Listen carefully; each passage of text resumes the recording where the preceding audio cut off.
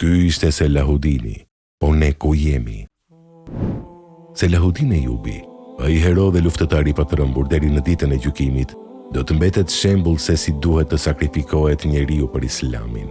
Deri në moshën e tij 30 vjeçe, ai ishte kalorës i zakonshëm, pa ndonjë qëllim të caktuar në jetë. Por kur erdhi në Egjipt dhe pa një jo besimtar që po shqetësonte një musliman të moshuar me këmbën e tij, ai u shpreh: "Betohem në Allahun se do ta kaloj të jetën time në rrugën e tij."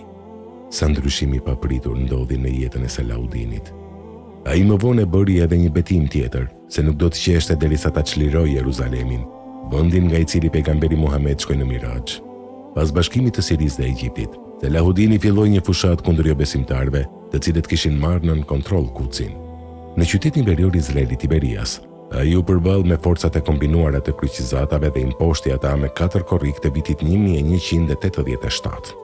Ai mori nën kontroll shumicën e shteteve të kryqëzatave, duke përfshirë mbretërinë e Kutsit, pas fitores së tij në betejën e Hatin më 2 tetor të vitit 1187. Selahudini nënshkroi traktatin e Ramlas me Richardin e parë në qershor të vitit 1192, pas betejës së Arsufit në shtator të vitit 1191. Ai mbeti besnik premtimit të tij, por me durim dhe këmbgulje. Vetëm pas 15 vjetësh, ëndra e tij u realizua. Kur po vdiste, atëherë ai qeshi. Të pranishmit e pyetën: "Të gjithë njerëzit qajnë kur vdesin, kurse ti po qesh?" Ai u tha: "O, unë sot po qesh, sepse sot do të takohem me të dërguarin e Allahut dhe do t'i them se e kam çliruar vendin nga i cili ai shkoi në Miraxh." Ai vdiq në Damask në vitin 1193 dhe dinastia Ejubide ju nënshtrua sultanatit Mamluk në vitin 1250. Ky ishte Selahudini. Po ne ku jemi?